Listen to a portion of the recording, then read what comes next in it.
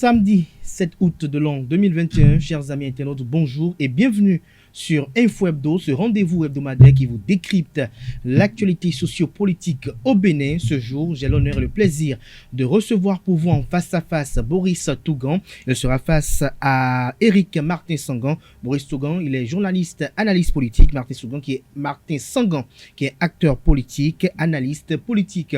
Au menu de cette émission cette semaine, chers amis internautes, en décryptage, le message du président Patrice Talon à la veille de la commémoration des 61 ans d'indépendance du Bénin. Nous parlerons des dossiers à Ivor et 39 hectares à la Cour de répression des infractions économiques et du terrorisme. Nous parlerons également au cours de cette émission de la main tendue du président Patrice Talon à l'ancien président Thomas Boniaï. Et si le temps nous le permet, nous ne cesserons de le faire, nous rendrons encore hommage à Rosine Vieira Soglo. Chers amis internautes, le décor est ici planté, c'est tout pour le sommaire de cette émission. On retrouve les invités pour le décryptage.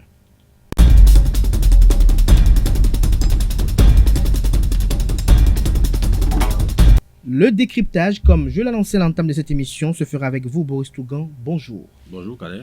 Merci de répondre à notre invitation. Éric Martin Sangan, bonjour également. Oui, Kader, bonjour. Je voulais quand même faire un petit rectificatif. C'est vrai, je suis acteur politique, mais j'ai une profession, je suis juriste consultant. Vous êtes juriste consultant, effectivement. J'ai omis de le dire. Merci beaucoup, acteur politique, juriste consultant, analyste politique. Merci à vous. Je commence par vous d'ailleurs même. Éric Martin Sangan, vous avez suivi, comme tous les Béninois, à la veille de la célébration de l'indépendance, le message du chef de l'État, chef du gouvernement, président de la République à la nation béninoise. Qu'est-ce que vous en retenez? Moi, je retiens que depuis 2016, le Bénin continue de parcourir le chemin de son développement, de sa prise de conscience et de l'expression de sa responsabilité sur les questions qui concernent la vie de la nation. Le chef de l'État a su bien le dire, aucune nation ne se développe quand elle fait tout sur le dos des autres, quand elle fait tout sur la base d'emprunt ou sur la base d'aide bilatérale ou internationale.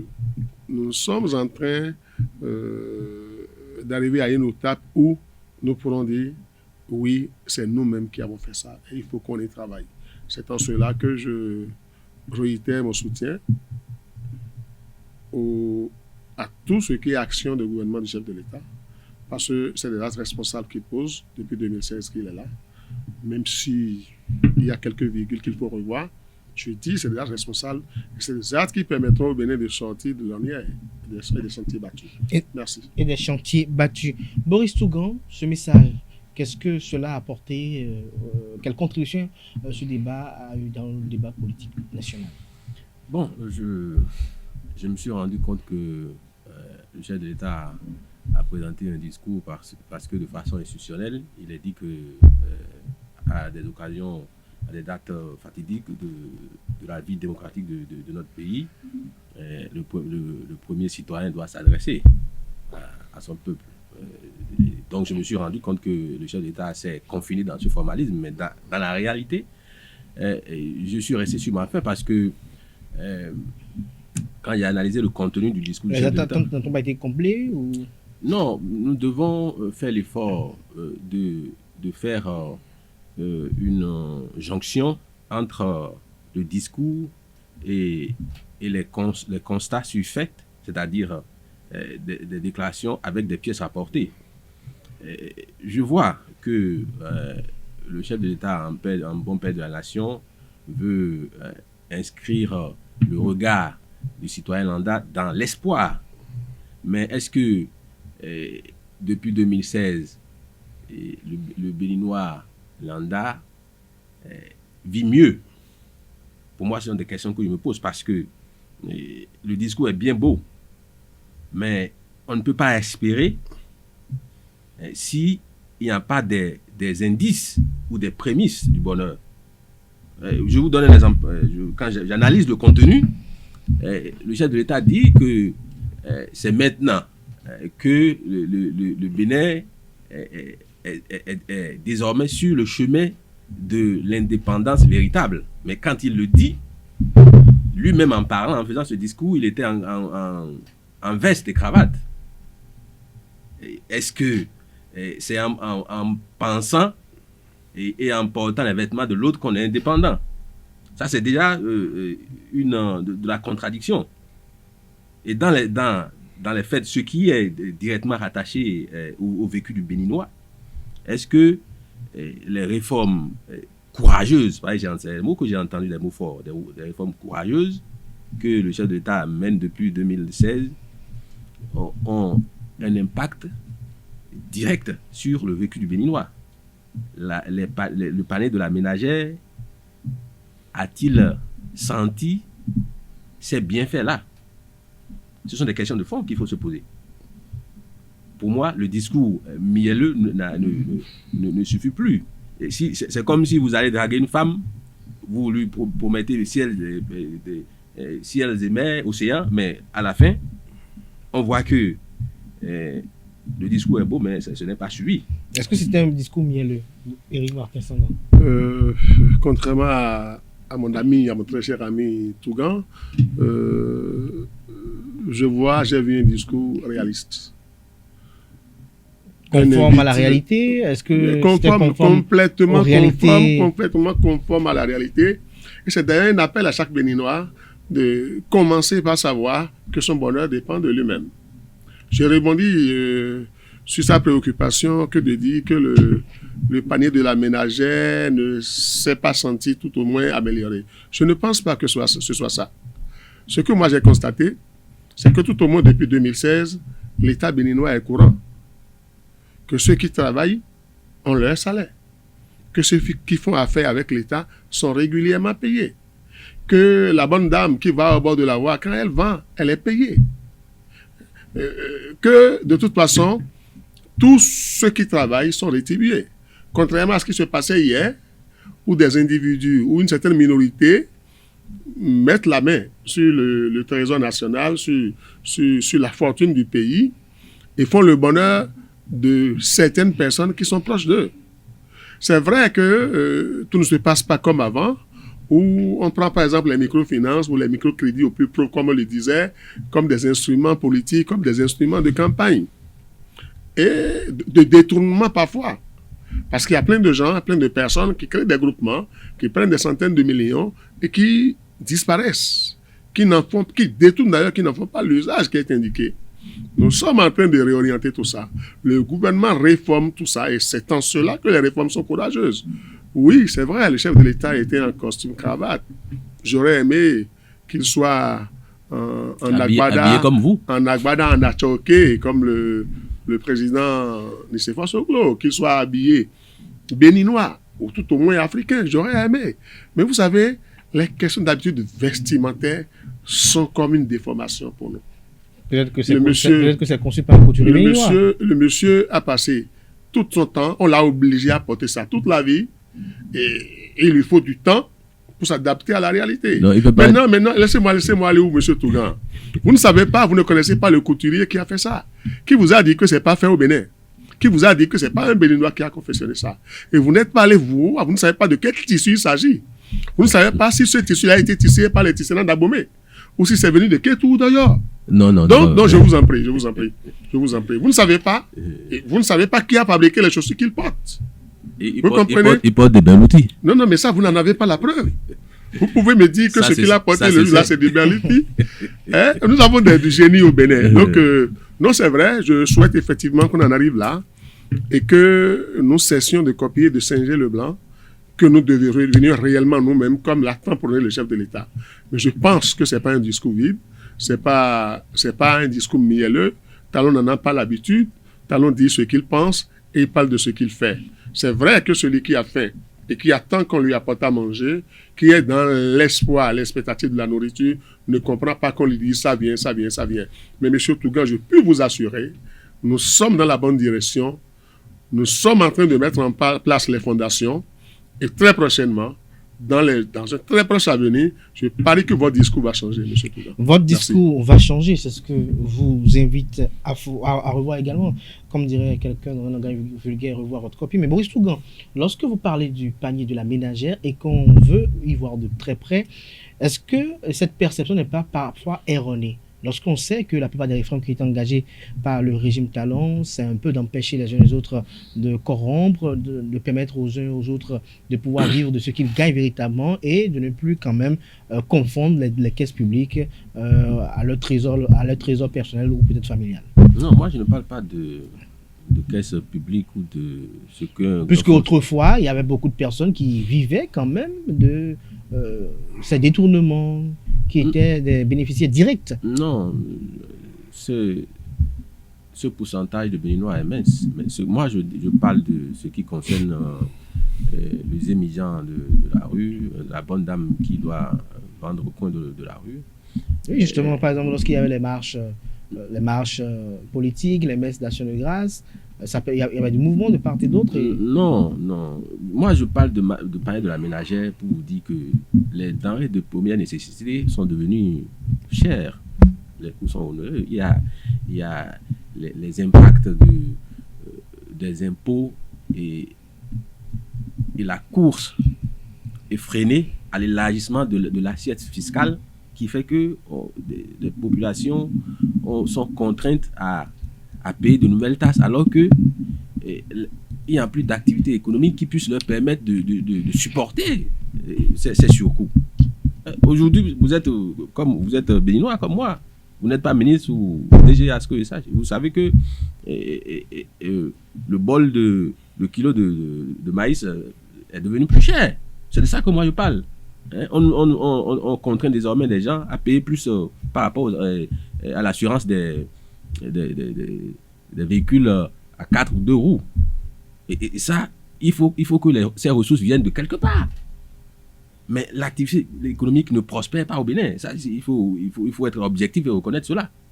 Donc, moi, j'estime que nous devons tabler sur les réformes qui vont dans ce sens pour faire un discours. Si nous ne faisons pas ça, si vous dites aux M de mon quartier que le président de la République a fait un beau discours, il dira, bon, c'est beau, mais moi, quand je voulais prendre une dame d'un point A à un point B, elle n'avait pas l'habitude de trop discuter. Maintenant, c'est ce que les hommes disent. Maintenant, les bonnes dames divisent carrément le prix du transport en deux parce qu'elles estiment qu'il n'y a pas l'argent. Donc, on fait avec. C'est de ça qu'on a.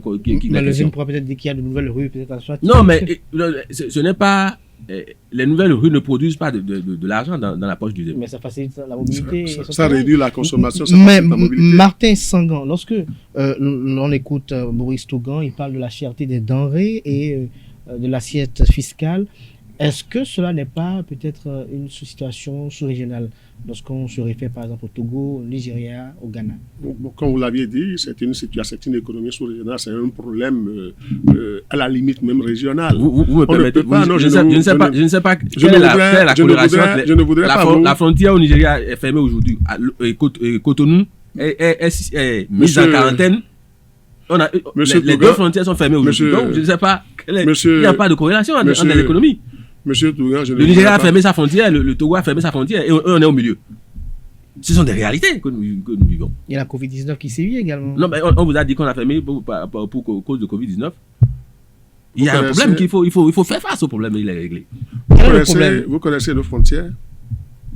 Vous parlez de quelles frontières? Entre le Nigeria et le Bénin. Les frontières physiques ou les limites territoriales que nous partageons ensemble. Parce qu'il y a les limites territoriales que nous partageons ensemble et il y a la frontière physique, c'est-à-dire qui est le point d'entrée, la porte d'entrée entre les deux pays. Vous parlez exactement de quoi? Quand on parle de frontières, c'est comme si les pays sont murés, il y a une clôture qui nous sépare et que si on ne prend pas par ces frontières-là, on ne peut pas aller dans l'un ou l'autre des pays. Je ne savais pas le pays le plus compliqué pour nous, c'est le Niger, parce que là, il y a un fleuve à traverser. Mais nous et le Togo, nous avons des voies de terre qu'on parcourt. Nous avons l'eau qu'on parcourt également, qui nous permet de traverser, d'atteindre le Togo. Donc vous ne pouvez pas dire, je sais qu'en réalité les frontières physiques, les portes d'entrée sont fermées pour des questions que nous connaissons tous, que nous ne voulons pas évoquer ici, parce que ça ne nous avancera à rien. Mais ça nous permet, nous, Béninois, d'apprendre à vivre ici, de savoir que nous avons tout chez nous et que d'ici, nous pouvons tout réaliser. Maintenant, parlant de la cherté des denrées alimentaires, des produits de première nécessité. Je pense que c'est un événement cyclique. Vous avez dit le maïs a pris du prix. Oui, c'est vrai, mais le maïs est déjà en train de descendre. C'est allé jusqu'à 200. Je parle du maïs parce que je peux vous dire que de façon indirecte, je suis dans la commercialisation de ce produit-là, je suis dans la distribution de ce produit-là, de denrées alimentaires. Donc, je m'y connais mieux que vous parce que moi, je vais acheter, je viens revendre. Non, moi, j'achète pour manger. Moi, je vais acheter, je viens revendre. Je dis, le maïs est monté jusqu'à 250 et il nous est arrivé ici au Bénin d'acheter le maïs à 300, 350 la mesure. Aujourd'hui, ça a commencé par descendre. C'est parce qu'à un certain moment, il y a eu la rareté des pluies. Nous avons eu les problèmes de production. Aujourd'hui, nous sommes en train de tendre vers la récolte. Ça n'a pas encore commencé véritablement, mais déjà la récolte a commencé et le prix du maïs a commencé par descendre. D'ici à là, nous allons acheter le maïs à 100 francs, 125, même 75 francs dans la mesure du possible. Maintenant, je viens. Parlant d'assiette fiscale, qu'est-ce que vous voulez, M. Tougan? Qu'est-ce que nous voulons au Bénin? Nous avons quelle autre ressource si ce n'est ça aujourd'hui? Qu'est-ce qui peut faire notre richesse? En dehors de ce à quoi nous sommes en train de travailler aujourd'hui, qui est purement agricole, touristique et culturel, qui n'ont pas encore véritablement pris, sur quoi nous pouvons fonder nos investissements, si tant est que nous aspirons à cette indépendance véritable. Oui, le ZEM dit que les bonnes dames divisent le tarif en deux. Mais c'est comme si vous ne connaissez pas les bonnes dames. Ça a toujours été comme ça. Elles ont toujours divisé les tarifs en deux. Encore qu'aujourd'hui, les transports sont plus faciles. Le déplacement est plus facile d'un point B, d'un point A à un point B. Parce que nous n'avons plus les nids de poules, nous n'avons plus les rues, les plaques d'eau qui barrent les voies, il n'y a plus de détours. Alors, cela suppose que quand nous déployons moins d'énergie pour atteindre un objectif, cela nous oblige à revoir nos prix au prorata de l'énergie dépensée. Le deuxième doit savoir que s'il me prend de Agla, Feu, Stade, à Koulomessi hier, il me prenait de là à 300, 400, il doit comprendre que je puisse lui exiger ou je puisse lui dire c'est 100 francs, je te paye. Parce que ce n'est plus les mêmes conditions. Alors, Éric Mathias Senghor, je reste toujours avec vous, puisque nous devons progresser dans cette émission. Tout ce que vous dites, c'est très beau, et ça se comprend, on peut y voir. Mais les uns les autres attendaient le président Patrice Talon sur des mesures, sur le plan politique, notamment au niveau de la grâce présidentielle, des mesures qui pouvaient quand même détendre un peu l'atmosphère sociopolitique du pays, mais rien n'a fuité dans ce sens. Oui, M. Kadek, vous voulez parler exactement ou expressement de quelle mesure? Que chaque fois, nous revenions sur des gens qui ont posé des actes criminels, qui ont eu des comportements attentatoires, qui ont coûté la vie à des paisibles et complètement innocents citoyens, qui ont coûté la vie, qui ont causé de graves préjudices à l'armée, aux forces de sécurité. Vous voulez que toutes les fois, nous revenions dessus pour dire, pour l'unité, pour ceci, pour la paix, pour, comment vous avez dit, de quoi? Décrisper. Pour décrisper, il faut que on fasse rebelote, pour que demain les gens recommencent et qu'on revienne encore faire rebelote. Le jour où ils vont dynamiter tout le pays, vous allez voir qui va venir faire rebelote ici. Moi, je ne m'attendais pas, je sais qu'il va y avoir des mesures de grâce. Et le chef de l'État a annoncé les mesures de grâce. Mais pour bénéficier des mesures de grâce, la loi, il y a des dispositions légales qui doivent s'accomplir d'abord. Vous comprenez que ceux qui sont dans les liens de la justice prennent la patience d'attendre l'épilogue. S'ils sont condamnés, on verra. S'ils ne sont pas condamnés, on a toujours des temps de prendre des mesures de grâce. Encore que le chef de l'État peut le faire à tout moment. Vous le savez. Boris Tougan. Merci. Sur la même question. Bon, avant de répondre à cette question, moi, je reviens sur ce qui concerne la vie des Béninois. Ouais, je vous donne un exemple. Le chef d'État a fait un discours. Mais est-ce que, par rapport au prix du carburant, on a vu que la Sonacop a été retirée du patrimoine de l'État, mais est-ce que le chef de l'État a dit aux Béninois comment est-ce qu'il peut, quel mécanisme il pourrait mettre pour équilibrer le prix des produits pétroliers? Est-ce que c'est des subventions? Puisque ceux qui nous soulageaient et qui vendaient les produits pétroliers de contrebande, avant, on ne leur prenait pas de taxes. Mais maintenant, ils ont dit qu'on les a contraints à payer 25 francs par litre. Mais au même moment, on les contraint à vendre le produit dans une fourchette. Ça fait que, même au bord de la voie, maintenant, le prix est maintenu à une certaine... dans une fourchette. Il ne peut pas descendre en deçà de tel prix.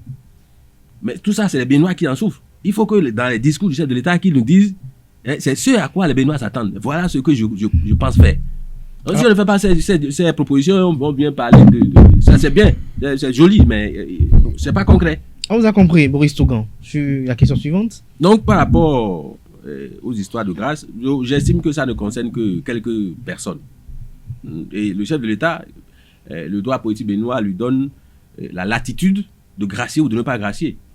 Maintenant, c'est en fonction des contingences auxquelles il fait face qu'il va juger de décrisper ou de ne pas décrisper. Quelqu'un ne peut pas manger, moi, je suis constipé. C'est le chef de l'État qui prend les décisions et il en assume l'entière responsabilité. Mais est-ce que quelque part, l'opinion publique n'était pas dans une posture erronée lorsque l'on sait que pour obtenir la grâce présidentielle, il y a quand même des conditions qu'il faut remplir? Non, même si ces conditions sont remplies et que le chef de l'État ne juge pas l'opportunité de gracier, il n'a pas gracié. Oui, justement, il faut que les conditions soient remplies. Mais oui, même si les conditions sont remplies, c'est pourquoi je vous dis que la dernière personne qui a la signature, c'est le premier magistrat, ès-qualité. Donc, pour moi, il n'y a pas de débat. Qu'il vienne dire que bon, je ne gracie personne, on ne peut pas lui en vouloir. Ça ne lui est pas opposable. Ça ne lui est pas opposable. Mais il y a un autre événement qui a fait couler beaucoup d'encre de salive, c'est le fait que ça fait la deuxième fois consécutive que nous n'ayons pas eu de défilé militaire sur la toile. Les gens estiment que s'il y a pu avoir la campagne électorale pour l'élection présidentielle, donc il devait quand même y avoir le défilé militaire. Éric Martin Sangan, comment on peut justifier cela? Bon, avant d'en arriver là, je voudrais rebondir sur la question du carburant. Le Bénin ne produit pas de carburant. Et quand vous prenez vous vous renseignez un peu sur le prix de cession du carburant dans les pays voisins, vous vous rendrez compte que le Bénin n'est pas le plus cher. Le Bénin n'est pas le plus cher. Et pour pallier à ces difficultés, il faut que nous laissions un peu l'individualisme. Si vous êtes seul sur votre moto, prenez votre épouse, sortez avec votre épouse. Mais pourquoi vous voulez, vous là, prendre votre voiture, que votre épouse prenne sa voiture, alors qu'à deux, vous pouvez utiliser la même voiture et faire vos courses? Ça nous fera de l'économie. Pourquoi vous voulez que le peu de ressources que nous avons encore, nous les prendrons encore pour dire que nous subventionnons la pagaille? C'est subventionner la pagaille. C'est subventionnons le sens de dépenses excessives. Le Nigeria subventionne. Je viens. Le Nigeria est producteur de pétrole. Le Bénin n'en produit pas. Le Libéria a des retours sur l'investissement sur le plan pétrolier. Le Libéria perçoit des dividendes. Le Nigeria perçoit des dividendes sur le pétrole. Le Libéria vend le pétrole. Le Bénin n'en produit pas, le Bénin achète. Et si le Bénin achète, il achète au prix international. On ne nous vend pas parce que on ne vend pas le baril parce que c'est le Bénin et le Bénin a son prix. Nous l'achetons au même prix et nous pouvons le céder quand on a des conditions requises et conformément aux normes internationales. Mais là encore, je dis, le Bénin n'est pas le plus cher. Citez-moi un pays qui est moins cher que nous, à part le Nigeria, qui est producteur et qui est obligé de subventionner. Le Bénin est producteur. Le Bénin est membre de l'OPEP. C'est vous qui le dites. Le Bénin est membre de l'OPEP. C'est vous qui le dites. Vous progressez par rapport à la question. La question, c'était? La question que je vous posais, c'était par rapport un peu à la fête du 1er août. Cette fait la deuxième fois consécutive que nous n'avons pas eu de défilé militaire.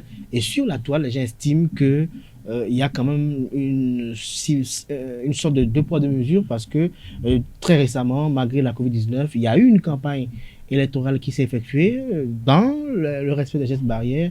Et pourquoi on n'aurait pas pu faire le défilé aussi, peut-être avec un effectif un peu réduit, mais dans Vous pensez que... Je ne pense pas, je rapporte des propos. La campagne électorale mobilise sur un même espace, dans un même créneau horaire, autant de monde que le défilé militaire.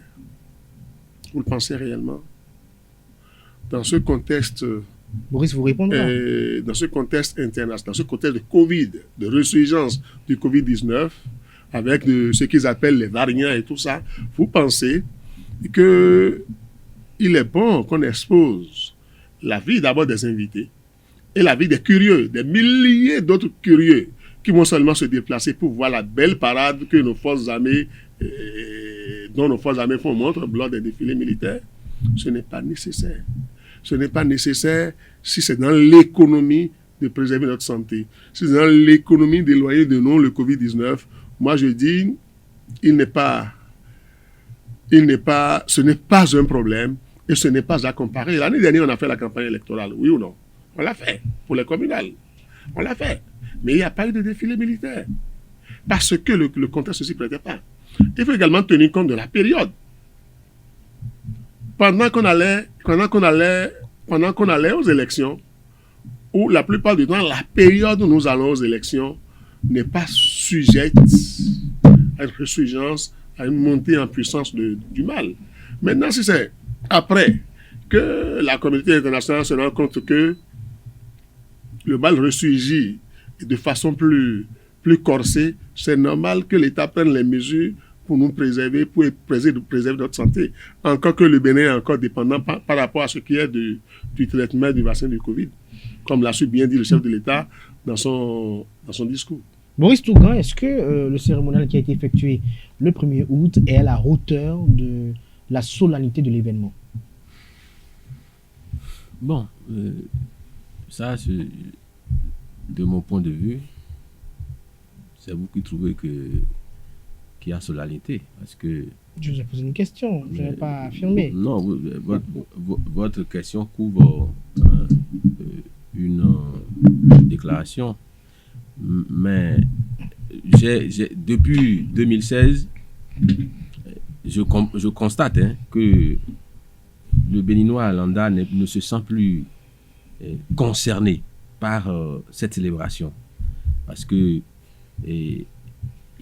c'est comme si un dispositif où tout ce qui est fait à dessein pour saper, pour saquer le moral des populations. Si bien que il y a un désamour qui est né entre les dirigeants et les populations. Et si bien que quand les gens s'arc-boutent sur ce prétexte de Covid pour justifier ce qui est fait là, moi ça me fait sourire parce que nous avons vu les campagnes électorales qui se sont déroulées tambour battant où les gens ont fait le tour du Bénin, ils ont amassé les populations dans des conditions. Moi j'ai vu des meetings où le chef d'État était présent, où les gens étaient massivement sortis, même des élèves écoliers qui n'avaient pas porté de masque, où la distanciation sociale n'était pas respectée. Donc, si après tout ça, on vient nous parler aujourd'hui de Covid comme prétexte, moi, je ne trouve pas ça pertinent. Vous ne trouvez pas ça pertinent? Parce que souvent, pour les défilés, les populations sortaient, les défilés se déroulaient pour la plupart du temps entre... pour Cotonou, au plan national, c'est souvent la place de l'Étoile Rouge vers le carrefour du commissariat central. Donc, je ne vois pas quelle est la masse de population qui puisse nous amener à interdire cette manifestation. Moi, j'avais pensé quand j'avais appris qu'il n'y aurait pas eu de défilé, je me suis dit, bon, peut-être que puisque le boulevard de la Marina est en cours d'aménagement, peut-être qu'ils ont voulu retirer la manifestation de la ville, du centre-ville, pour l'amener là-bas. Mais grande a été ma surprise quand je me suis rendu compte que le chef de l'État s'est enfermé au palais de la Marina. Moi, ça n'a pas de sens. Un chef ne peut pas avoir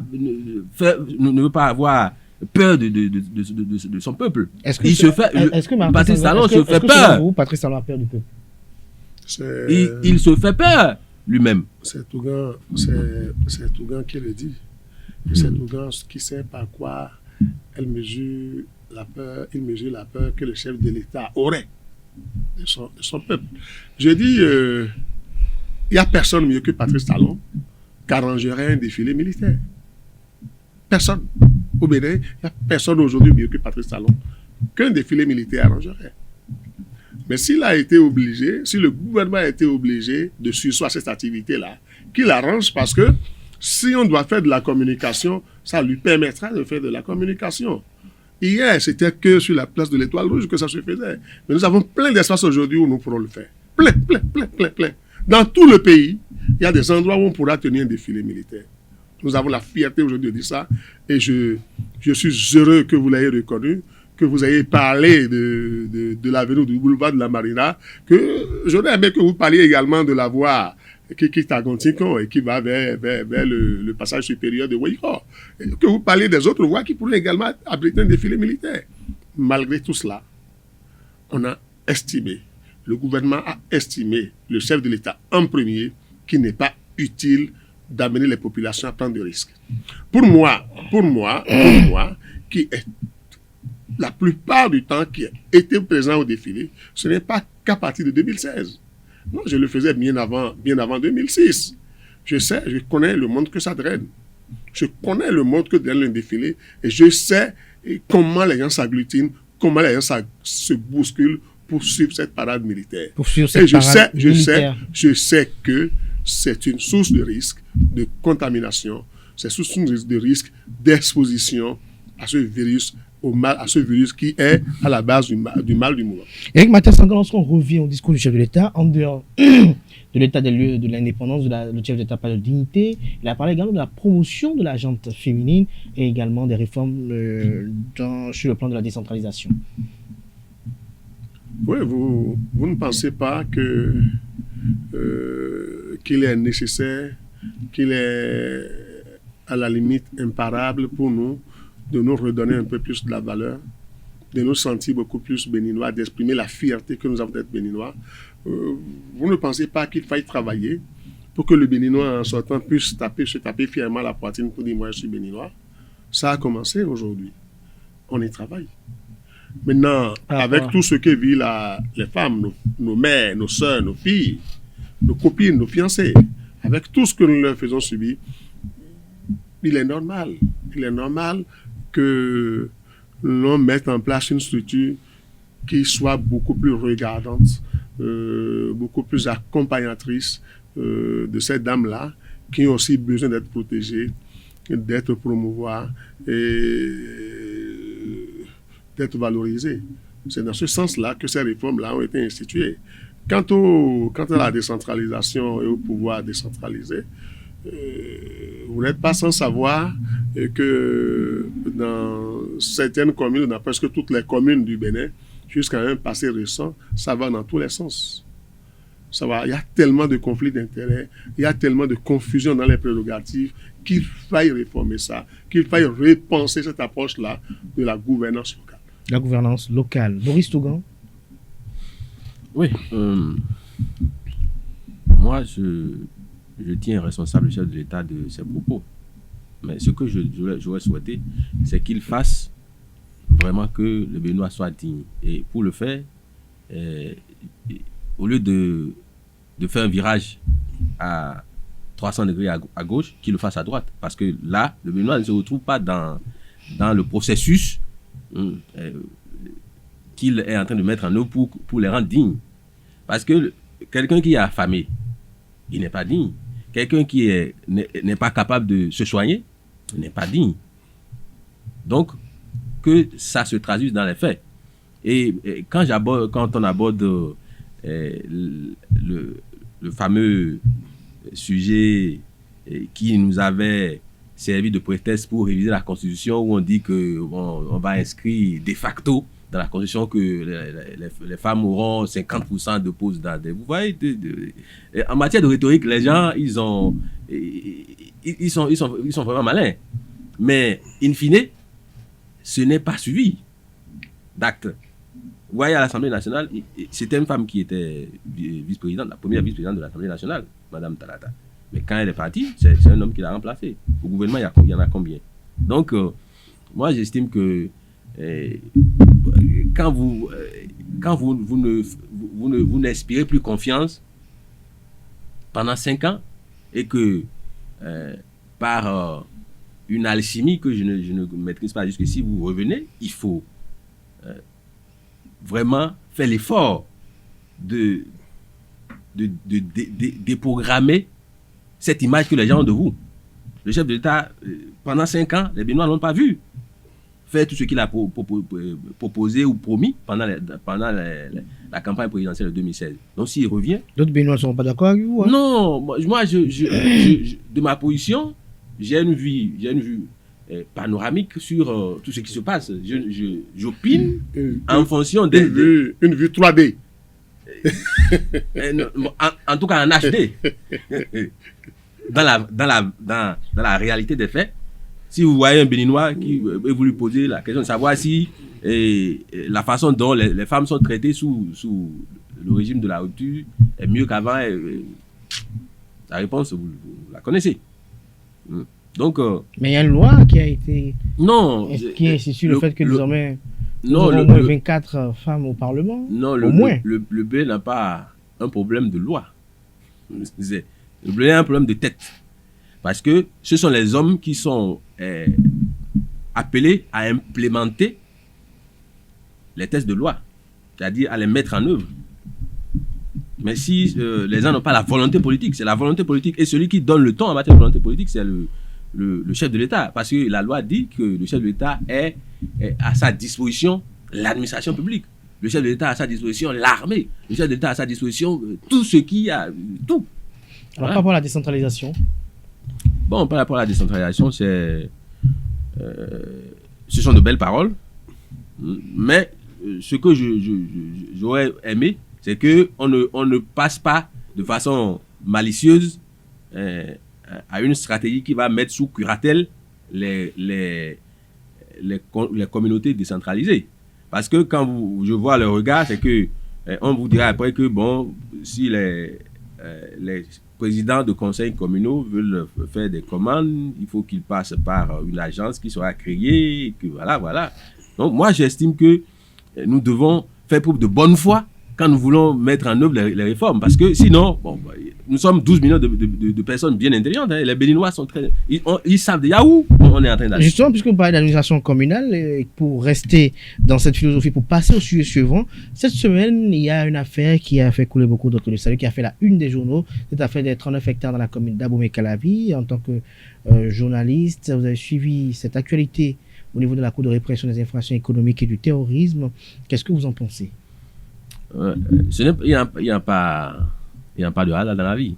Et moi, le quotidien, l'enquêteur dont je suis le promoteur, a été le premier à titrer sur ce dossier de 39 hectares du domaine public, c'est-à-dire la réserve administrative qui a été en danger. Et quand nous l'avons dénoncé le fait, nous avons été assignés par la HAC. Nous avons été menacés. Et nous avions, à l'époque, amené la documentation qui faisait près de 300 pages à la HAC que nous avons déposée. Puisque dans nos recherches, nous nous sommes rendus compte que le maire qui avait précédé M. Bada, c'est-à-dire le colonel Patrice Souguedet, dans son discours de passation de service, a dit que ce dossier des 39 hectares, c'était la boîte de Pandore.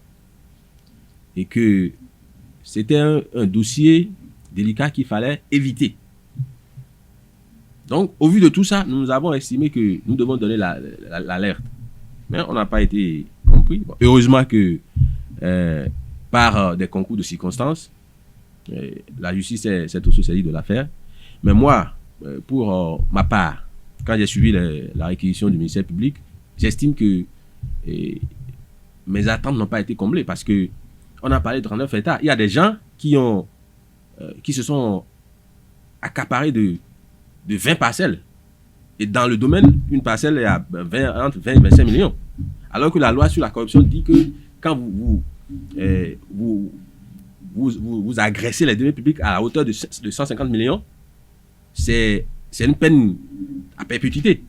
Mais j'ai appris que des gens veulent s'en sortir. Bon, le ministère public demande 8 ans. Avec des dommages et intérêts de 5 millions. Pour moi, c'est en dessous de nos attentes. Il faut décourager. Puisque moi, j'ai fini par comprendre dans cette affaire que les gens, surtout dans la commune d'Abomey-Calavi, les gens accèdent aux fonctions politiques. Ils demandent à être élus conseil ou maire, rien que pour se faire leur beurre sur le dos des populations, surtout au niveau du foncier. Donc, il faut que la justice ait la main lourde pour décourager les éventuels contrevenants. Pour décourager les éventuels contrevenants. C'est vrai que quand un dossier est devant la justice, on ne polémique pas beaucoup là-dessus, mais Éric Martin Senghor, vous allez quand même nous dire un petit mot sur le sujet. Pour moi, c'est un document. Vous venez de le dire vous-même, c'est un dossier pendant devant la justice. Le ministère public a fait son réquisitoire, ce qui est normal. Nous attendons le président de séance, le juge en charge de délibérer. Nous laissons la latitude de délibérer, de donner son verdict. Moi, je ne vais pas polémiquer dessus. Et quand on aura fini tout ça, nous pouvons revenir ici. Mais le dossier en lui-même. Pour faire le débat. Le dossier en lui-même. Oui, le dossier en lui-même, c'est quoi? C'est un dossier comme tous les autres. La loi n'interdit pas. C'est un dossier de prévarication de domaine public, c'est un dossier de bradage de réserve administrative, vous comprenez, qui est pendant devant la justice de notre pays. Des gens sont obligés de poursuites. Nous laissons la justice aller à son thème. Comme mon ami, je ne pourrais pas affirmer, puisque moi, je n'ai pas les éléments qui lui ont permis de dire qu'il y a des gens qui ont 20 parcelles. La seule chose que je sais, c'est que la peine maximale, il n'y a pas de peine qui soit contingentée, c'est-à-dire qui soit uniquement la peine maximale. Il y a toujours un intervalle. Oui, c'est la plupart du temps de 5 ans à la prison à perpétuité. Donc, je le trouve un peu sévère que de demander qu'on condamne les Béninois, nos citoyens qui sont peut-être pas inadvertance, pas erreur, coupables de certaines fautes, qu'on les condamne à mourir dans les géoles. Non, c'est déjà suffisant. Mais par rapport à l'amende? Bon, je n'ai pas la latitude. La seule personne qui peut fixer et demander, c'est le ministère public. Et le juge entérine ou il augmente ou il diminue. Donc, laissons la justice faire son travail. Alors, je reste avec vous, le juriste consultant, puisqu'il y a également une autre polémique qui a fait couler beaucoup d'encre de salive. C'est celle relative au fait que les analystes politiques, qui sont nombreux d'ailleurs sur la toile, estiment qu'ils n'arrivent pas à comprendre le fait que les donneurs d'ordre, c'est-à-dire le préfet et le ministre de la décentralisation, ne puissent pas être inculpés dans le dossier. Ok, j'ai déjà opiné sur plusieurs forums par rapport à cette opinion que les gens se font, qui est une opinion complètement erronée. Le préfet ne donne des orientations que quand on les lui demande. Le préfet ne dit faites ci, faites ça, que quand on les lui demande. Et dans le cas d'espèce, le préfet s'est référé à lui-même son hiérarchie, c'est-à-dire au ministre de la décentralisation pour dire j'ai été saisi par telle pour telle chose, quelle est la conduite à tenir? Et il n'a répondu que quand le ministre lui a dit. Je dis la même chose, hein. Le ministre ne pourrait pas s'auto-saisir d'un dossier dans une commune si la commune n'en manifeste pas la démarche, ne fait pas la démarche nécessaire pour avoir des instructions. Et quand on dit que nous avons agi parce que c'est la hiérarchie qui nous a dit, oui, la hiérarchie leur a dit de faire, oui. Mais qu'est-ce qu'ils ont fait pour que la hiérarchie leur dise? Qu'est-ce qu'ils ont fait? Quelle est la démarche qu'eux, ils ont eue? Comment est-ce que le dossier a été présenté à la hiérarchie? Vous comprenez? Encore dans le cas d'espèce, il faut retenir que le ministre de la décentralisation a agi en qualité. Il a agi en sa qualité de ministre de la décentralisation. Vous comprenez? C'est un acte de gouvernement, c'est un acte de gouvernance. Et il ne peut pas être poursuivi par la criette. Il y a une instance judiciaire qui s'occupe de ces faits-là. Encore qu'il faille... Laquelle, il faut la rappeler à nos amis internautes. C'est la haute cour de justice. Encore qu'il faille qu'il soit mis en accusation. C'est toute une procédure. Mais dans le cas d'espèce, moi, le juriste que je suis, c'est vrai, peut-être que je ne suis pas un grand juriste, mais je suis allé un peu à l'école, j'ai quelques rudiments de droit. Le juriste que je suis ne trouve rien à opposer au ministre d'Assigli. Sauf s'il s'avérait, je dis bien, sauf s'il s'avérait que de manière consciente ou inconsciente, son nom se retrouve sur l'une des parcelles de 39 hectares. Idem pour le préfet. Là, on les accuserait, on va parler de déni d'initié, on va parler de complicité, de bradage. Mais si ce n'est pas le cas, si on ne parvient pas à prouver qu'ils sont acquéreurs ou qu'ils sont bénéficiaires d'une des parcelles, comme l'a su bien dit mon ami Boris, que quelqu'un se retrouve avec 20 parcelles, je veux bien qu'on me dise, bon, quand on appelle le partage, le ministre d'Asséglé s'est retrouvé avec 2 parcelles. Si s'est retrouvé avec 2 parcelles et qu'on ne le retient pas dans les lignes de la justice, je vais réciter ce beau poème, Les animaux malades de la peste. Voilà. Mais si ce n'est pas le cas, il n'y a aucune raison qu'on les maintienne dans les liens de la justice. Il n'y a aucune raison qu'on les maintienne dans les liens de la justice. Un autre dossier également devant la criette cette semaine, le dossier Aïvor, Boris Tougan. Sur votre page Facebook, vous avez suivi de près ce dossier, pour ne pas dire cette comparution. Qu'est-ce que vous en avez retenu? Avant de réagir par rapport à ça, je voulais...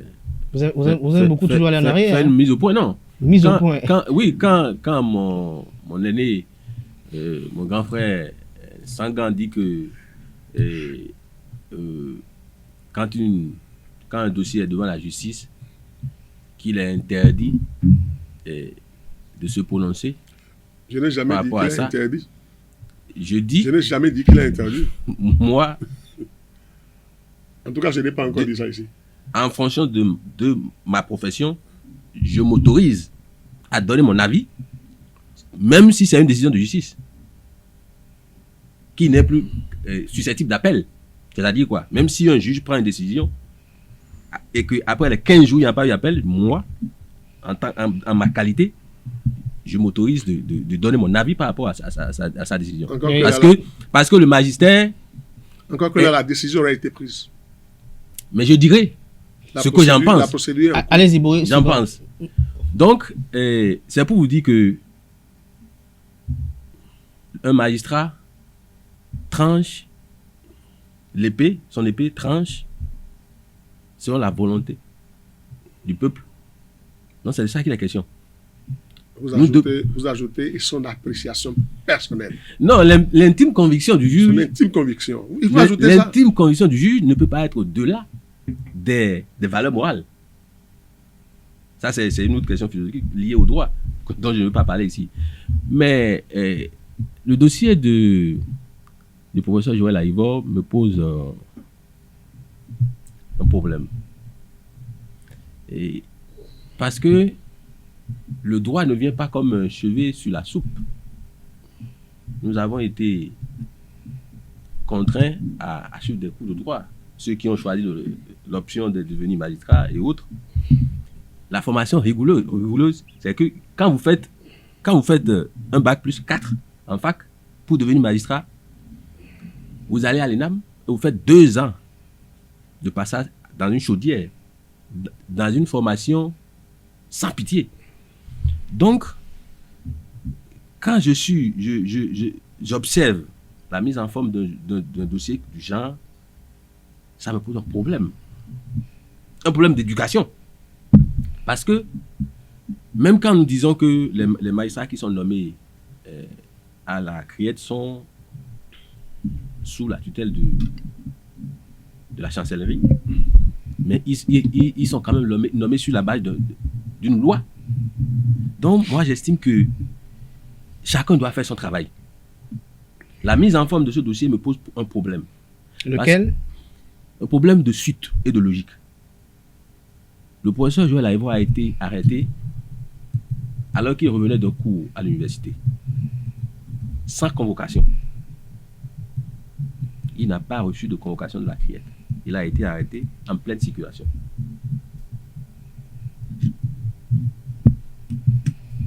Et gardé à vue, placé sous mandat de dépôt. La façon dont la procédure a été conduite donnait à croire qu'il s'agissait d'un cas de flagrant délit. Puisque le cas dans lequel nous agissons ici, c'est la loi sur le terrorisme. Et on a dit, selon les faits qui lui sont reprochés, on a parlé de blanchiment de capitaux. Moi, j'ai estimé que, selon les informations que j'ai collectées, que le Bénin dispose désormais de l'arsenal et de l'équipement high-tech qui puisse permettre de collecter les informations pour appuyer ce qui est dit. Mais je suis tombé des nues quand c'est après 4 mois de détention qu'on balance le dossier en instruction. Je reviens pour dire que ceux qui déterminent la politique juridique du Bénin en ce moment ne sont pas des magistrats. Ils ne sont pas des magistrats. Il ne faut pas que l'histoire se répète parce que les gens doivent savoir qu'ils apposent leur signature. Je prononce des propos très graves. Ils apposent leur signature sur des documents qui vont rester pour la postérité, qui seront envoyés dans les facs de droit pour être étudiés. Merci à vous. Non, ne me coupez pas. Non, je ne vous coupe pas parce que nous sommes pris par le temps. Non, vous avez évoqué le sujet. Vous avez évoqué le sujet. Oui. Vous avez évoqué le sujet. Oui, je me rappelle bien, entre 2012 et 2016, des gens ont posé des actes. Ils ont signé des documents qui leur sont présentés aujourd'hui, dont ils ne se retrouvent pas. Si les gens disent que c'est telle personne qui a donné des instructions et que ces instructions ne sont pas écrites, ces magistrats qui conduisent les dossiers aujourd'hui vont se retrouver face à des responsabilités demain qui ne seront pas fiers d'assumer. Donc c'est sur ça que je finis. Éric Martin Sandan, vous avez suivi l'argumentaire de votre vis-à-vis Boris Tougan. Il parle de problèmes de mise en forme. Il dit qu'il n'y a pas de suite et de logique dans la mise en forme de ce dossier en tant que juriste consultant, sans rentrer dans les détails. Est-ce que vous partagez cet avis? C'est relatif. Ce qu'il dit là est relatif. Et c'est de son appréciation ou de son angle de vue qu'il porte cette appréciation-là. Il n'a pas été arrêté que pour blanchiment d'argent. Il y a notre chef d'accusation. Mais quand nous parlons de soupçons de comportement attentatoire à la souveraineté nationale, à l'autorité de l'État, et de blanchiment d'argent, quand nous parlons de terrorisme financier, vous pensez que il ne nous serait pas permis d'interpeller quelqu'un, fût-il le mais professeur. Est-ce que les procédés sont conformes aux normes? Mais quand on a arrêté Eric Madougou sur le pont de Porto-Novo, pourquoi vous ne nous avez pas dit que la procédure n'est pas, ou les procédés ne sont pas aux normes? Pourquoi on ne nous a pas dit ça? Quand on allait prendre des gens, des innocents, des gens qui aujourd'hui sont en prison, alors même qu'ils revenaient d'une campagne, de la campagne électorale, ils sont allés faire campagne pour le candidat Talon, et qui se retrouvaient malencontreusement à un point où ils sont en train de prendre un pot, quand la police est venue les ramasser, et qui sont aujourd'hui en prison. Ça, là, il faut le dire. Il faut le dire. On n'a pas que il n'y a pas que les autres qui sont là. Moi, je connais des militants, nous, qui sont aujourd'hui en prison, parce qu'ils ont commis la faute, la bévue, d'aller prendre un pot dans un bar, dans un restaurant qui est complètement autorisé à exercer des activités. Simplement parce que dans leurs environnements immédiats se retrouvait un délinquant qu'on cherchait. C'est tout. Vous comprenez? Mais ceux-là sont en prison, ils sont en instruction. Que dirions-nous de ceux-là?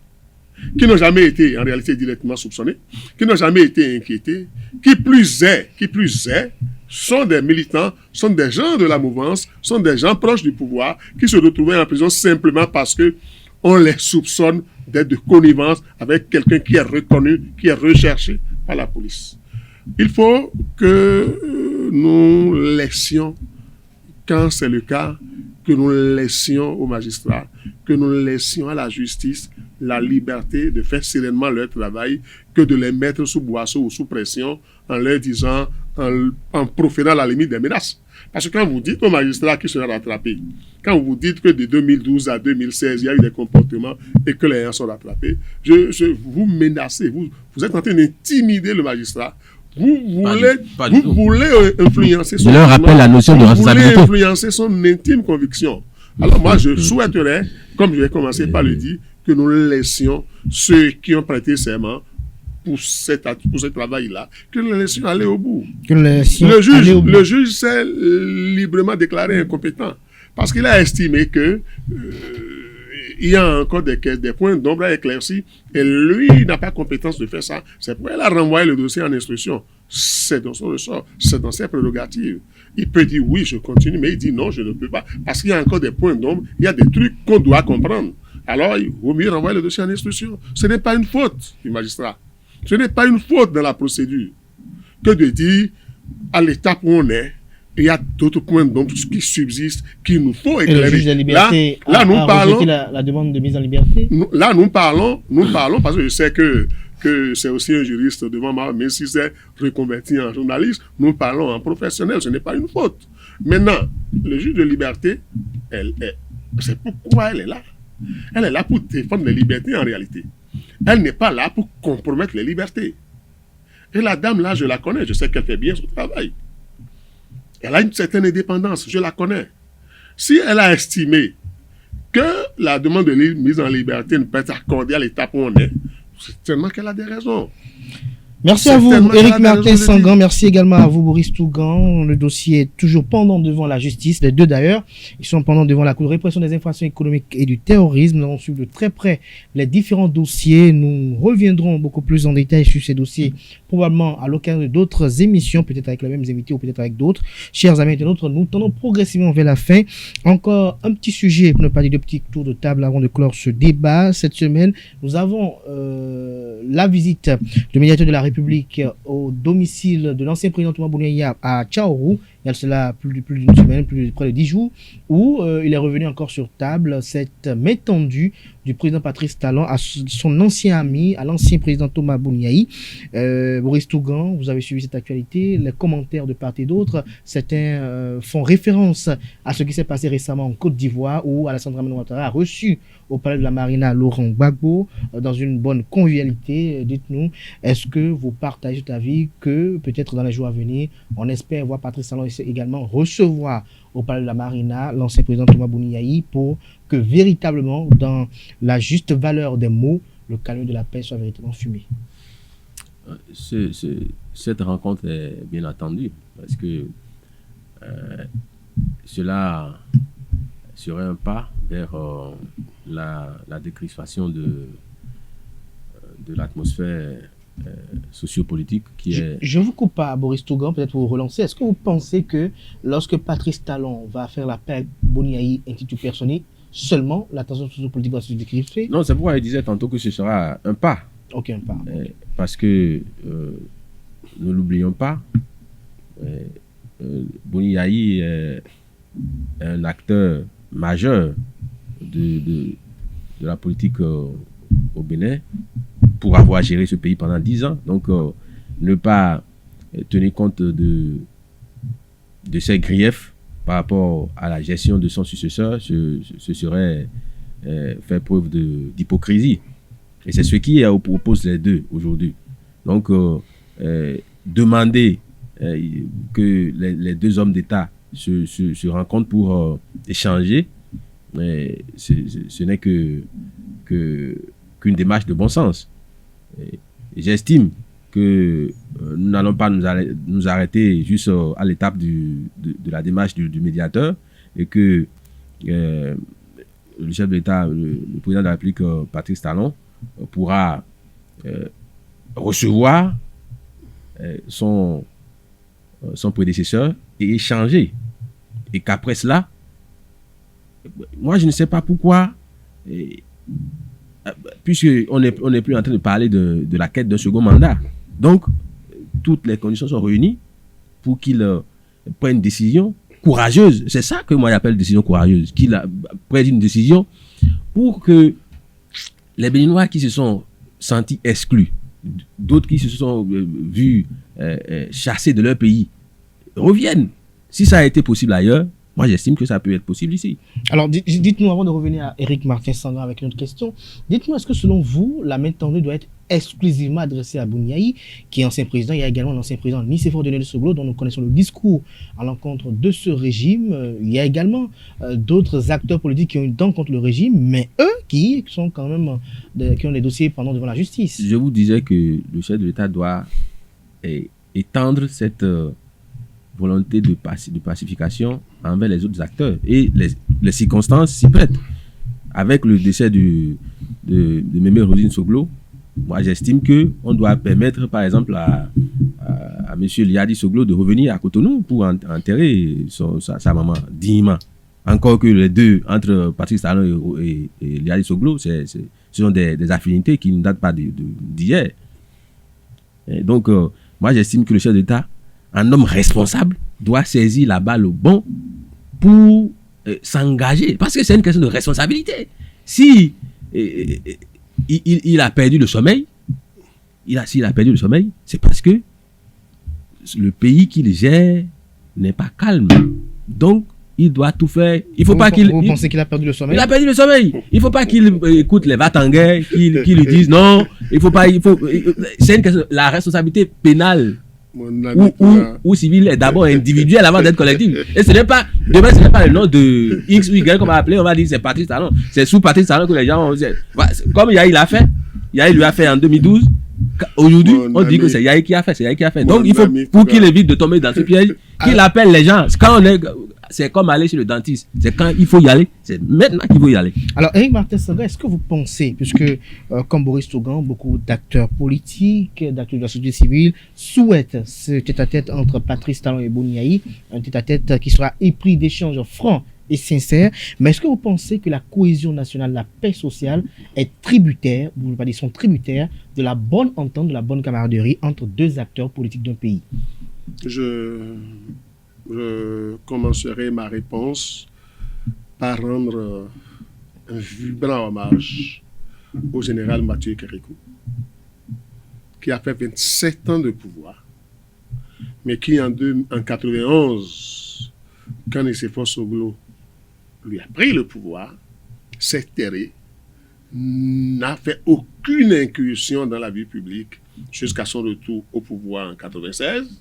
Il y est resté de 1996 en 2006 à l'avènement de Yahi, mais jamais on ne l'a vu faire une déclaration publique sur la gestion du pouvoir. Mais on dirait ça ne veut pas dire qu'il n'y a pas de problème. Ça ne veut pas dire qu'il n'y avait pas de différend à l'époque. Parce que toutes les fois que ça brûle, il s'employait à appeler ses successeurs pour leur dire « Faites attention, ce qui se fait là, il ne manque pas d'échanger entre eux. » Mais qu'on sorte les plaintes de la République, qu'on sorte les plaintes qui doivent se gérer au sommet de l'État et qu'on les mette dans les rues et qu'on se comporte comme de vulgaires citoyens, je dis ça, je ne l'apprécie pas. Et Nicéphore Soglo quand même, sauf quelques turbulences pendant les 5 dernières années, les 5 ou 6 dernières années du régime Kérékou, sauf quelques turbulences, c'est quand même aussi bien, plus ou moins bien comporté de 1996 à 2001. Pourquoi aujourd'hui, nous allons dire que l'avenir du pays, la paix sociale, le vécu quotidien du Béninois est tributaire de l'ambiance qui doit régner entre deux anciens amis, entre deux personnes qui se sont succédées au pouvoir. Mais pourquoi ça doit être ça? Est-ce que Yahi a fini ses 2 mandats? Est-ce que Yahi a cessé d'être président de la République? Est-ce qu'aujourd'hui, le président de la République, celui qui est à même de conduire les affaires au sommet de l'État, c'est Patrice Talon? Mais que Yahi Boni colle la paix à Patrice Talon, qui lui laisse gouverner. Quand il aura fini, s'il paie bien, nous apprécierons. S'il paie mal, nous allons apprécier aussi. Mais qui lui colle la paix, qui le laisse gouverner. Ça, c'est ce que nous n'arrivons pas à dire. Ce n'est pas des propos de va-t-en-guerre. Vous pensez que Boni Yahi l'empêche de gouverner? C'est des invites. Vous pensez que Boni Yahi l'empêche de gouverner? Je l'affirme. C'est des invites à la sagesse. C'est les invites. Parce que pourquoi on doit être obligé de faire ça? Je comprends le médiateur. Le médiateur ne veut pas le président de la République. Il a accompli sa mission. Il est censé accomplir sa mission républicaine en fonction des instructions, en fonction du cahier de charges qu'il a. Je comprends qu'il soit allé au domicile du président Boni Yahi, qu'il soit allé présenter au nom du chef de l'État, au nom de la nation, les condoléances à la famille Yahi. Je comprends. Mais quant à dire que la paix sociale, le bien de ce pays, l'avenir de ce pays est tributaire de la relation entre les deux hommes, moi je dis c'est faux. Parce que si nous continuons dans ce sens, Patrice Talon partirait. Si demain celui qui le remplace n'est pas en harmonie avec lui, nous dirons il faut qu'il s'entende forcément. Non, quand vous finissez une mission, vous devenez conseil. Quand vous finissez dans une mission, vous êtes président honoraire, vous devenez conseil. Vous ne pouvez pas continuer par rivaliser avec celui qui est là et qui a la charge, la responsabilité aujourd'hui d'accomplir cette mission-là. Tout ce que vous avez à lui faire, c'est de lui donner des conseils, c'est de l'orienter. C'est de l'orienter et non lui créer des plans, lui poser des pots de banane et non, excusez-moi, faire de l'incitation à la rébellion, entre griffes. Alors, Boris Tougan, vous voulez réagir tout à l'heure? Oui, je comprends la position radicale de mon vis-à-vis, de M. Sangan, mais c'est une question de niveau de responsabilité. Quand vous serez, je vais prier pour que vous arriviez au niveau où Patrice Talon est, vous comprendrez que... Je ferai de vous mon premier conseiller spécial aux affaires politiques. Vous comprendrez que Oui. quelqu'un comme Yaye Boni, qui a géré ce pays pendant 10 ans, n'est plus un citoyen lambda. Et qu'il devient, de ce fait, de la patate chaude. Il faut en tenir compte. La preuve, c'est le président de la République qui a envoyé le médiateur. Il n'a pas le cœur tranquille. Et c'est une question de responsabilité. Il doit y aller. Le médiateur a dit que le président de la République l'a envoyé. C'est une parole officielle. C'est une nuance. Non, c'est Je dis, le médiateur c'est une source dans officielle. sa mission, dans sa fonction, Donc, est mandaté par le président, par la nation, non pas le président de la République. Donc, Yaye Boni est un acteur macro dont on doit tenir compte. Ça, c'est fait un peu de réalisme. Donc, Oui. je demande au chef de l'État d'aller plus loin dans ses conciliabules. Et pourquoi- au-delà, C'est pourquoi il va rentrer dans la rue. et au-delà, C'est pas il va devenir un problème au-delà, je lui demande ou un obstacle de à la continuer paix, à la dans cohésion. cette démarche pour aller faire, si c'est le salam alek qu'il faut pour avoir la paix, qu'il le fasse. Boris Tougan, nous sommes, pour ne pas dire pratiquement à la fin, pour ne pas dire nous sommes à la fin de cette émission. Je l'annonçais à l'entendre de cette émission, je m'en voudrais de ne pas vous permettre de le faire. Un hommage à la mémoire de Rosine Vieira Soglo qui nous a quittés. Rosine Vieira Soglo, pour vous, quels sont les souvenirs qui vous parviennent à l'esprit et quelles sont vos espérances pour le déroulement de ces obsèques? Je m'incline devant sa mémoire parce que cette dame, Madame Rosine Vieira Soglo, j'ai grandi avec elle en suivant les débats parlementaires.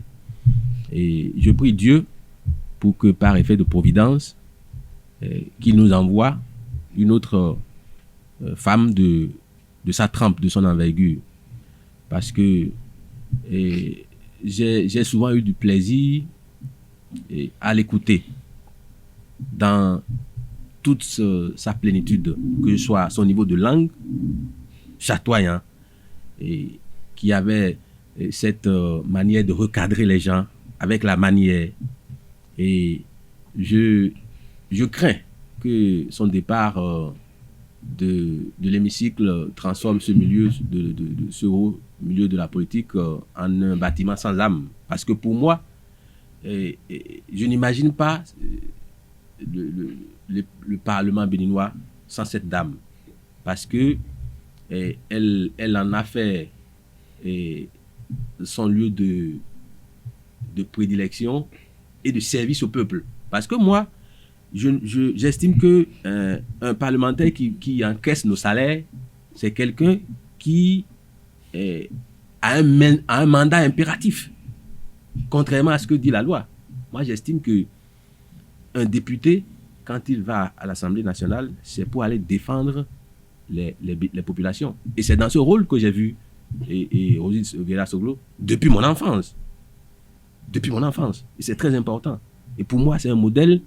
Et je ne sais pas quel moule peut nous en sortir encore une autre de cette taille-là. Et pour ces obsèques, moi, j'estime que le président de la République doit se plier en 5 pour qu'on lui donne, on lui fasse la faveur d'organiser. C'est l'État qui doit organiser ces obsèques. C'est impératif, par obligation morale, parce que elle en a été pour beaucoup dans ce que Patrice Talon est devenu aujourd'hui. Même si nous devons faire abstraction de la fonction que le chef d'État a pris aujourd'hui, la vie du citoyen, Patrice Talon n'a pas été construite sans cette dame-là. Certains pourront dire que bon, je ne veux pas dévoiler le secret, mais le chef d'État sait de quoi je parle. Et il doit le reconnaître et agir comme tel. C'est mon souhait, que les hommages soient nationaux. Que les hommages soient nationaux. Merci à vous, Boris Tougan. Éric Martin Sangan, Rosine Vieira Soglo nous a quittés. Qu'est-ce que vous retenez du parcours sur Terre de l'illustre disparu et à votre tour également, quelles sont vos espérances pour le déroulement de ces obsèques? Sans verser dans le pessimisme de ce que sans Rosine Soglo, le Parlement béninois n'en serait plus un. Je voudrais constater que Rosine n'est pas immortelle. Personne n'est immortel et personne n'est indispensable.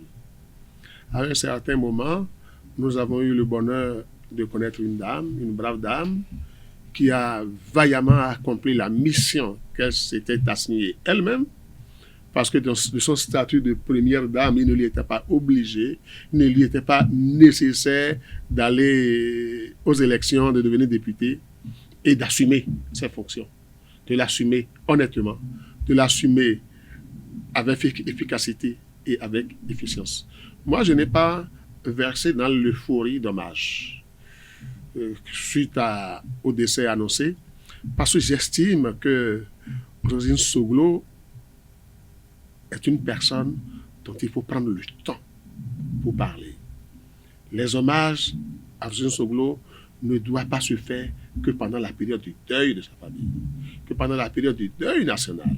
Non, quand nous aurons le temps de revenir là-dessus, nous aurons le temps de parler de la dame, cette dame-là que moi-même j'ai eu la chance de côtoyer, il faut le reconnaître, avec ses frasques, avec ses humeurs, avec son efficacité, avec son maternalisme, nous aurons la chance de revenir là-dessus et de la dépeindre, de parler d'elle. Ce que je retiens d'elle, c'est que de mémoire de Béninois, il n'y a pas eu parlementaire plus constant que Rosine Soglo, et ça, nous avons l'obligation de le saluer. Maintenant, contrairement à mon ami Tougan, qui toutes les fois demande au chef de l'État de se plier en 5, de se plier en 10, finalement, il deviendrait un tissu qu'on va plier dans tous les sens, il va devenir un chiffon qu'on va jeter. C'est la fonction qu'il exige. Parce que non, la fonction ne lui dit pas de se faire tout petit pour que tout le monde lui marche dessus. Pour que le pays aille mieux. Laissez-moi aller au bout. Je ne pourrais pas demander au chef de l'État de se plier en 4, de se plier en 5. Je demanderai seulement au gouvernement de mon pays de réserver à cette dame que tout le monde salue les hommages mérités, les hommages d'une personnalité d'État, les hommages d'une personne qui a contribué à l'enracinement de la démocratie. Je m'en fous des liens familiaux qu'ils ont eus, je m'en fous de ce qu'elle a peut-être fait dans la vie de Patrice Talon. Personne ne sait ce qu'elle a fait dans moi, ma vie. Cependant, dites-le, c'est le moment de lui rendre hommage. Je voulais dire qu'on reviendra là-dessus et que je ne verserai pas dans l'euphorie du deuil pour parler de Rosine Soglo. Nous aurons le temps de parler d'elle et vous serez là, vous allez le constater. Ça viendra sous peu, mais nous ne le ferons pas pendant que nous la pleurons. Merci à vous, Éric Martin Sangan. Je rappelle que vous êtes acteur politique, consultant, juriste consultant, j'allais dire. Vous êtes également analyste politique. Vous étiez face à Boris Tougan, journaliste, analyste politique. Moi j'ai un dernier mot. Mon souhait, c'est que le chef de l'État aille au domicile de Soglo pour aller présenter ses condoléances.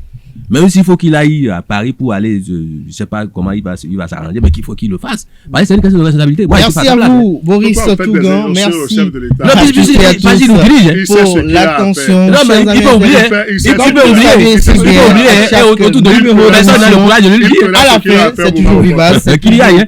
C'est lui qui bouffe nos sous. Il ne prend un salaire pour ça.